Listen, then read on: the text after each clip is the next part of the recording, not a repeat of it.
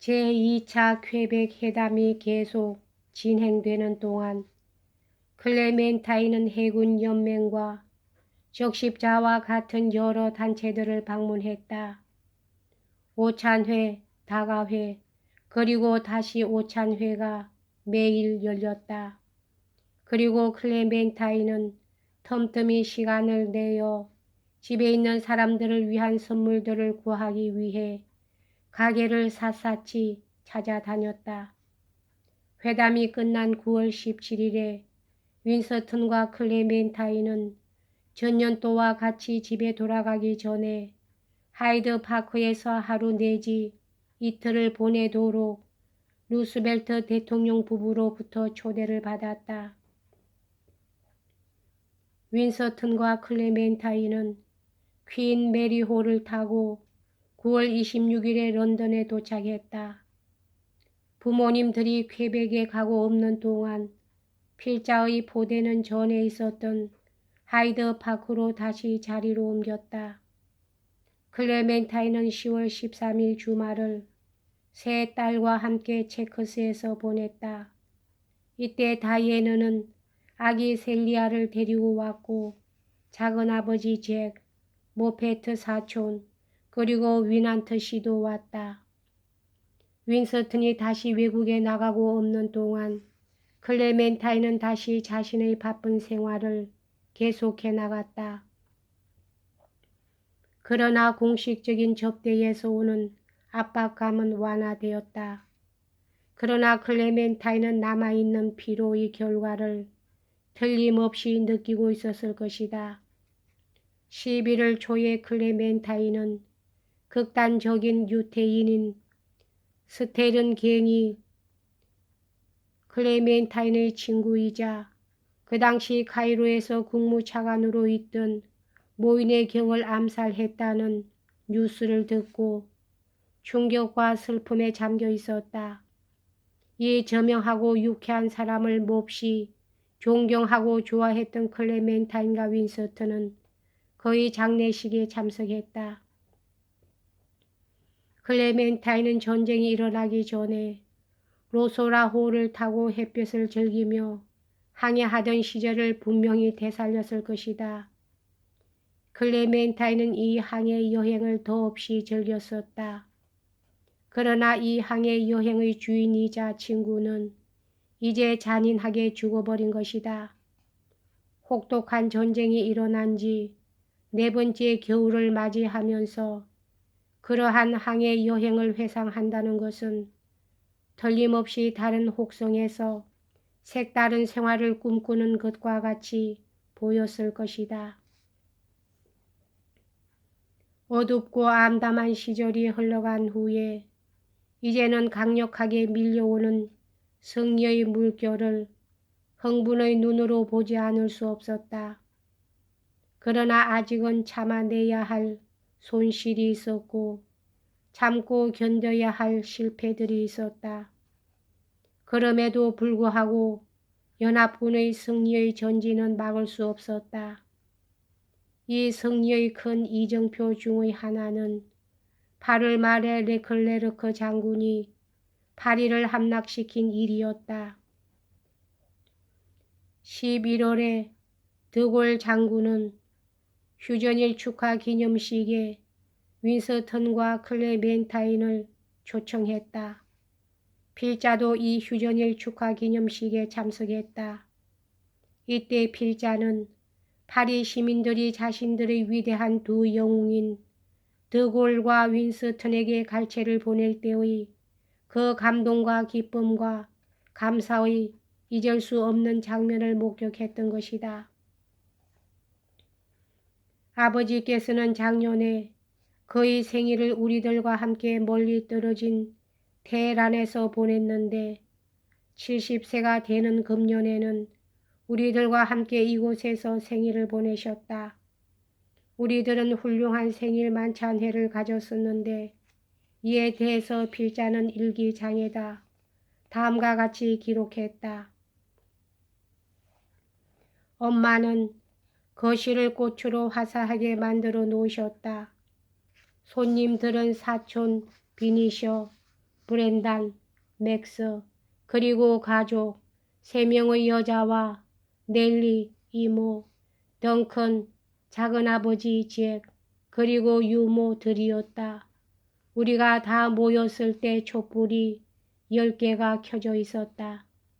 아빠는 아주 기쁘고 건강해 보였다. 저녁 식사는 즐겁고 맛있었다.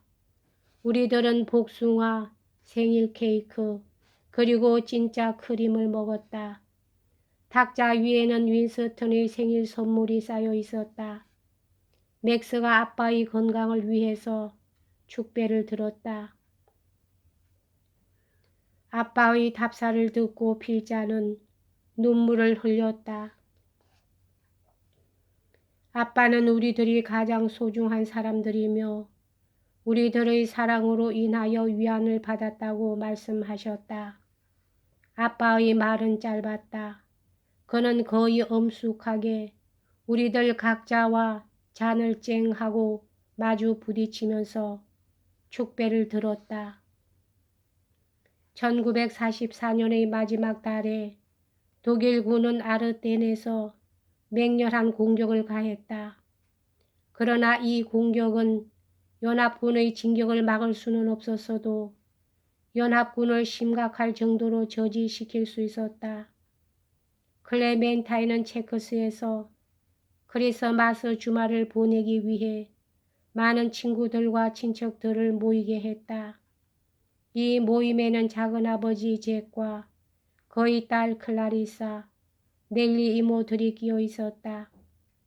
3명의 샌디스 아이들은 부모인 다이애너와 덩컨보다 하루 내지 이틀 먼저 도착했다. 사라와 필자는 크리스마스 날에는 부대에 머물러 있어야 했으나 그 다음 날에는 파티에 참석할 수 있었다. 이번 크리스마스는 특별한 분위기가 감도는 것 같았다. 몇 년 동안의 그 우울한 전쟁은 마치 긴 겨울이 끝나는 것처럼 끝나고 있었다. 어디서나 등화 관제나 식량 배급에도 불구하고 그리고 가족과 떨어져 있는 사람들이 있었음에도 불구하고 가족들은 크리스마스를 준비하고 있었다. 클레멘타인도 이 크리스마스를 위해 성대한 계획을 세웠다. 넬리 로밀리는 23일 토요일에 체크스에 도착했다. 체크스에 와보니 윈스턴은 큰 현관 마루에 앉아 있었다. 그는 넬리에게 다음날 아테네로 떠난다고 말하면서 가서 클레멘타인을 찾아오라고 말했다. 클레멘타인은 2층에 있었는데 컨디션이 아주 좋지 않았다. 넬리는 언니의 침실로 갔다. 클레멘타인은 눈물을 글썽이고 있었다. 클레멘타인이 이처럼 의기소침해 있는 것은 드문 일이었다. 윈스턴이 갑자기 집을 떠나기 때문이었다. 그 다음날 윈스턴과 조 콜빌은 전쟁으로 시달리고 있는 아테네로 떠났다. 1945년 1월 말에 독일군은 독일 국경 내로 서서히 퇴각하고 있었으며 전쟁의 종말은 그리 멀지 않았다. 그러나 승리가 이처럼 가까이 다가왔으나 독일이 최종적으로 항복할 때의 사태에 관해 삼거두들이 결정을 내리는 것은 피할 수 없는 일이 되었다. 몰타로 비행 여행 중 윈스턴은 갑자기 열이 올라 모든 사람들로 하여금 야단 법석을 떨게 만들었다. 그러나 조금 후에 그는 열이 떨어져서 다시 건강이 회복되었다. 이 며칠 동안 윈스턴은 세계의 공포와 고통에 대해 깊이 생각하고 있음이 분명했다. 이것은 윈스턴을 수행했던 사라가 2월 6일에 자기 어머니에게 보낸 편지를 보면 알 수 있다. 지난 밤 아빠는 잠자리에 들어가시기 전에 이렇게 말씀하셨어요. 세계 역사에 있어서 고통이 이처럼 크고 보편적인 때는 없었어. 윈스턴은 이와 비슷한 논조로 2월 1일에 클레멘타인에게 편지를 썼다. 전진하고 있는 연합군 앞에서 도로를 따라 도망치고 있는 많은 독일의 여자들과 아이들의 이야기를 듣고 슬퍼지더군요. 그들은 응당 그런 대가를 받아야 한다고 확신하고 있지만 전 세계의 비참은 나를 소스라치게 놀라게 만들고 있어. 아테네에서 윈스턴은 카이로로 갔다. 그리고 2월 19일은 윈스턴이 영국으로 돌아오는 날인데 이 날은 안개가 끼었기 때문에 윈스턴이 탄 비행기는 라인햄으로 방향을 바꾸었다. 계획이 여러 번 바뀌어진 후에 클레멘타인은 리딩에 있는 스테이션 호텔의 지배인 사무실에서 윈스턴을 만났다. 이 호텔에서 클레멘타인은 윈스턴의 모습을 다음과 같이 써보냈다. 윈스턴은 소다수를 탄 위스키를 마시면서 앉아 계셨다. 그는 이 가장 어려운 회담을 하기 위해 떠났을 때보다는 훨씬 더 놀랄 정도로 건강이 좋더라. 한편 필자는 개인적으로 그렇고 고사포대의 여자들 모두에게 큰 모험이 된 일을 경험할 찰나에 있었다. 즉 우리의 포대는 브리셀 방어의 일부를 담당하기 위해 유럽에 가도록 선발되었다. 우리들은 이를 말해 도버와 오스탕들을 경유하여 브리셀에서 약 15마일 떨어진 눈 덮인 산 중턱으로 갔다. 필자는 우리들의 일상생활에 관해 어머니에게 편지를 보냈으며 어머니는 보통 때와 같이 필자에게 모든 뉴스를 보내주셨다. 어머니는 필자가 있는 곳을 정확히 알지 못해서 약간 실망했다. 필자는 보안에 대해서 철저한 훈련을 받았기 때문에 필자가 브리셀의 외곽 지역에 있는지 아니면 팀북투에 있는지 말할 수 없었다. 그러나 2월 17일에 어머니는 자신만만해 가지고 필자에게 편지를 했다. 내가 정확히 어디에 있는지 나는 알고 있다. 누가 가르쳐 주었을 것 같니? 너희 상관이 너를 찾기 위해 체바스 대위를 보내셨어. 몽고메리 원수는 메리를 찾아보고 모든 것이 무사하다는 것을 확실히 하도록 하기 위해 체바스 부관을 보냈다고 말하시더라. 또 몽고메리 원수 말씀이 너희 포대는 남서쪽에서 약 100마일 떨어진 곳에 있다더라.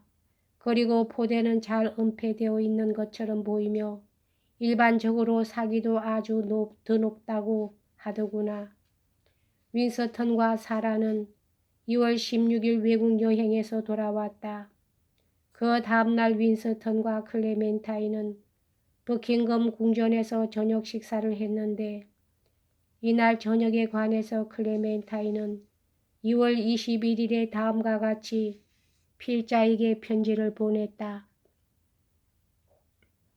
어제 저녁에 아빠와 나는 앤터니 이든과 국왕 및 왕비와 같이 저녁 식사를 했단다. 정말로 재미있었다. 국왕은 아빠와 이든과 함께 식당에서 오랫동안 계셨어. 그래서 나는 왕비와 둘이서 1시간 이상 시간을 보냈단다.